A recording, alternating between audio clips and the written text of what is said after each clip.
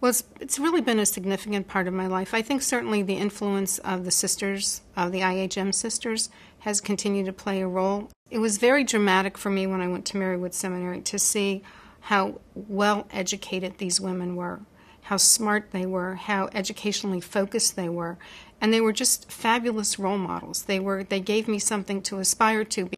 So constantly we had these strong role models. And I think as a young woman at Marywood Seminary and then at Marywood College, it was really evident that you could be what you wanted to be, and the school was going to help you do that if you put the effort into it. I think people don't understand fully how universities are run and what their sources of funds are. So really there are three primary sources of funds. One is the tuition that students pay. The second comes from grants or foundation awards.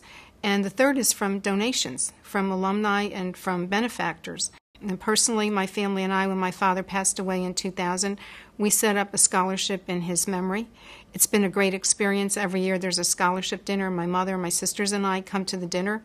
We sometimes have the opportunity to actually meet the student who's been awarded the scholarship. My mother has correspondence with one of the women who graduated with the Master's in Social Work for many years now. The students are just incredibly grateful. It really makes a difference for them, no matter how small the amount may seem or how large it may seem. The students, their gratitude and the letters that they write and talk about what a difference it's made for them is really quite moving.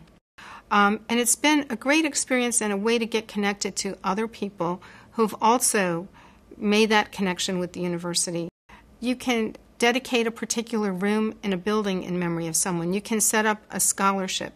You can make your donation anonymously. You can look at estate planning.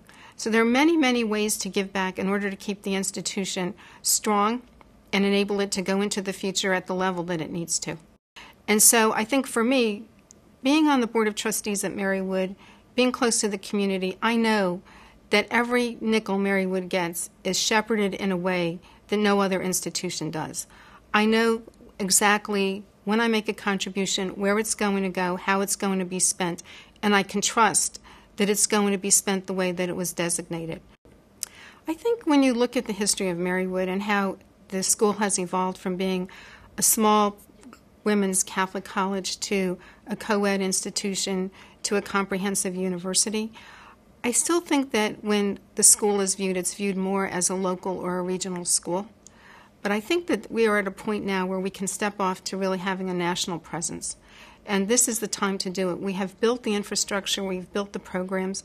We have several phases left to go to complete that work in order to make it happen.